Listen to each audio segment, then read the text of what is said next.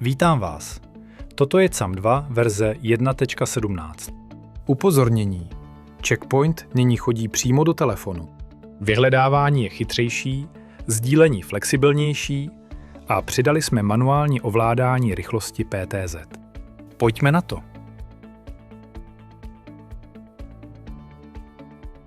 Upozornění na kybernetické události přináší bezpečnostní poplachy z NVR přímo do telefonu. Vaše NVR je neustále chráněno před kyberhrozbami. Nyní vás upozorní, jakmile se něco stane. Existují 3 typy upozornění. Za prvé, kybernetická událost. Někdo se pokusí hacknout vaše NVR a vy to hned víte. Zareagujete dřív, než dojde ke škodě nebo krádeži dat. Za druhé, stav ochrany IoT. Pokud je ochrana neoprávněně vypnuta, ihned se to dozvíte. Nikdo nemůže potichu deaktivovat vaši obranu. Za třetí, údržba ochrany IoT. Pokud ochrana přejde do nouzového režimu nebo potřebuje restart, hned to víte. Nastavení je jednoduché.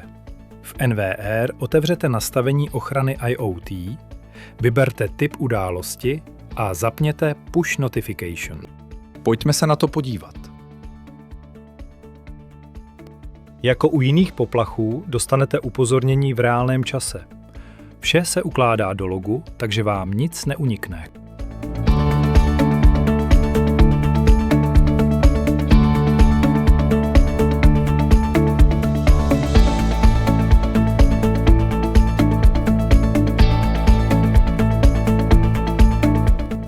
Manuální ovládání rychlosti PTZ umožňuje nastavit rychlost pohybu kamery přímo z aplikace.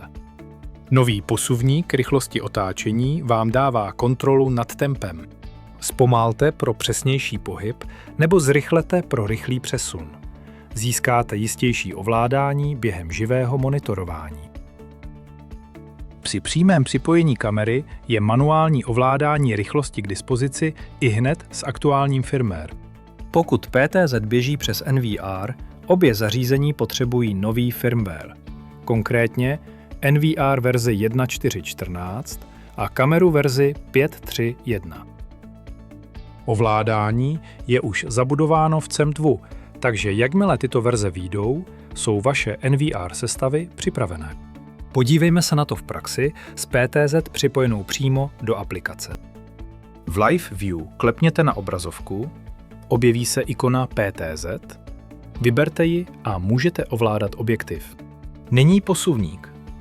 Pro maximální rychlost ho táhněte úplně doprava. Takhle se rychle přesunete a najdete to, co hledáte. Potřebujete jemnější doladění? Táhněte ho úplně doleva. Získáte tak pomalé, přesné pohyby. A funguje to kdekoliv mezi tím. Nastavte si rychlost na stupnici přesně podle potřeby. To je praktické ovládání PTZ přesně podle vašich představ.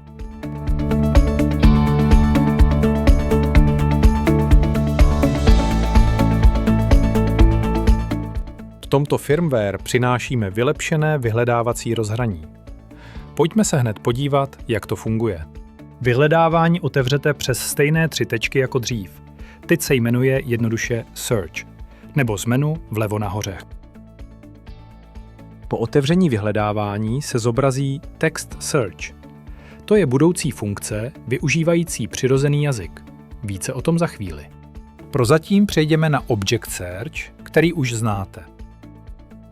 A tady je to vylepšené rozhraní. Všechno je na jedné obrazovce. Typ objektu, časové rozpětí, typ poplachu, vaše kanály, vše v jednom pohledu.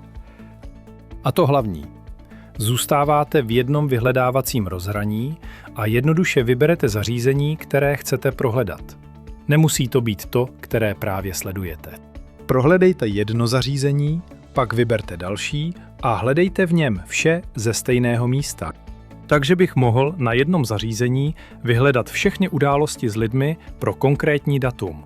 A jsou tu všechny události s lidmi z daného dne, přehledně seřazené během pár sekund. A přepínání je stejně snadné. Vyberte jiné zařízení a spusťte vyhledávání osob na dalším. Jedno rozhraní a každé zařízení ve vašem systému máte na dosah jednoho klepnutí. Připravujeme funkci do vyhledávacího rozhraní CAM2, která se jmenuje Text Search. Je založená na novém AI velkém jazykovém modelu. Díky němu najdete záznam tak, že přirozeným jazykem jednoduše popíšete, co hledáte. Představte si vyhledávání jako muž se psem nebo 2 děti s kočárkem na zahradě. Popíšete to a systém to najde.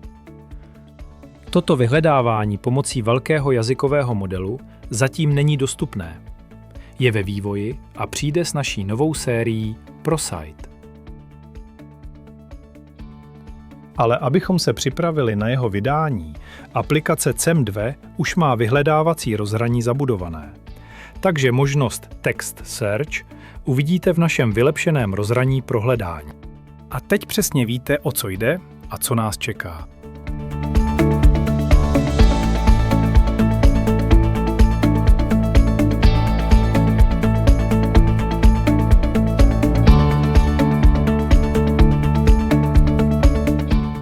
One-click search vám umožní najít člověka napříč všemi připojenými kamerami jediným klepnutím. Funkci One-click search jsme představili v NVR firmwareu 1.4.13. Nyní přinášíme tuto sílu do mobilní aplikace CAM2. Proč je to důležité? Představte si incident u vás v objektu. Něco se ztratí a vy potřebujete najít pachatele. Rychle. Starý způsob znamenal otevírat jednu kameru po druhé, procházet hodiny záznamů a doufat, že si jich všimnete. Z One-click search prostě na daného člověka ukážete a hledáte. Aplikace najde všechna místa, kde se napříč kamerami objeví. Nic nepopisujete, nic nepíšete, prostě ho vyberete. A teď to máte v kapse. Spustíte to odkudkoliv, přímo na místě i na dálku. To znamená rychlejší odpovědi, když se počítá každá sekunda. Teď, když jsme si řekli, co One-click search dělá, pojďme se podívat, jak to funguje v praxi. Začneme v Live View. Nahoře uvidíte novou ikonu pro one-click cílené vyhledávání. Klepněte na ni a obraz okamžitě zamrzne.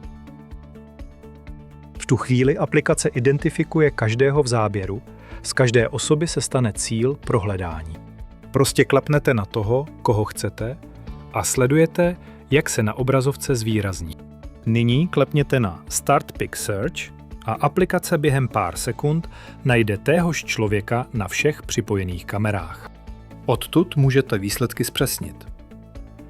Filtrovat a řadit podle časového rozpětí, zařízení a podobnosti. Můžete si je dokonce seřadit podle svého, od nejstarších po nejnovější, nebo od největší schody. Takže z jediného Live View najdete daného člověka všude, kde se objeví. Zcela stejně to funguje ve vzdáleném přehrávání. Uvidíte tam stejnou ikonu pro one-click cílené vyhledávání. Jedno klepnutí a obraz zamrzne jako předtím. Aplikace identifikuje lidi v záběru. Vyberete svůj cíl a klepnete na Start Pic Search. Výsledky se okamžitě přehrají. Každý výsledek je okamžik, kdy byl tento člověk zachycen, a vy můžete přeskočit na kterýkoliv z nich a hned si ho přehrát. Procházejte je vlastním tempem. Každý výskyt je tam zobrazen s přesným časem a kamerou. A v tom je ta skutečná hodnota. Nesledujete jednu kameru, sledujete člověka napříč celým objektem v různé denní doby. Můžete vidět, kam šel a jak se po objektu pohyboval, to vše jediným klepnutím. Jeden člověk, celý objekt, nalezeno za pár sekund. Sdílení vázaných zařízení má nyní větší dosah. Zařízení teď můžete sdílet až s 30 uživateli. Jak to tedy funguje a proč je to bezpečné? Začíná to s párováním. Když je váš NVR svázán s účtem CEM2, tento účet se stává vlastníkem. Pouze vlastník jej může sdílet nebo udělit přístup ostatním. A spárování vám přináší víc. Snímky vám přijdou rovnou na zamykací obrazovku. Jeden pohled vám řekne, co spustilo poplach, aniž byste museli odemykat telefon. A to nejdůležitější. Zkusí se někdo vzdáleně přihlásit do vašeho NVR? Dostanete push žádost. Schválíte ji nebo zamítnete. Bez vás neprojde nic. Nyní k číslům. Dříve jste mohli sdílet až s 5 uživateli. Teď je limit 30. 30 uživatelů, jedno zabezpečené zařízení, ideální pro větší objekty, bytové domy, kanceláře a sdílené instalace. Větší dosah a plná kontrola nad každým přihlášením. Vyhledávání událostí pro sdílené uživatele jim nabízí plné vyhledávání. Když sdílíte spárované zařízení, tento uživatel může rovnou prohledávat zaznamenané události. Pokrývá každý typ události, pohyb, line crossing, cokoliv kamera zachytila. Sami si otevřou zařízení, vyhledávají a najdou, co potřebují. Je to součást snahy poskytnout sdíleným uživatelům kompletní zážitek. Jednoduché, plné vyhledávání pro každého. Ukažme si to z pohledu sdíleného uživatele. Přejděte na seznam Server. Zde vidíte zařízení, která s vámi ostatní sdíleli. Každé s vámi sdílené zařízení se objeví přímo tady v tomto seznamu.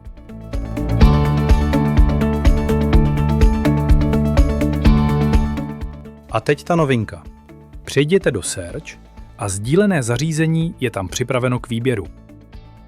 Vyberte ho a můžete prohledávat jeho události stejně jako u vlastního zařízení. To je plnohodnotné vyhledávání událostí v rukou vašich sdílených uživatelů. Ochrana zálohovaných dat udržuje vaše záznamy v bezpečí a přehratelné v aplikaci i po odstranění kamery. Když z NVR smažete kanál kamery, záznamy zůstanou přesně tam, kde jsou, na pevném disku. A to hlavní je, že si tento záznam můžete dál přehrávat přímo v aplikaci CEM2 přes vzdálené přehrávání. Proč na tom záleží? Kamery se běžně odstraňují kvůli poruše, výměně, přesunu nebo upgradeu. Tato kamera ale mohla zachytit něco důležitého.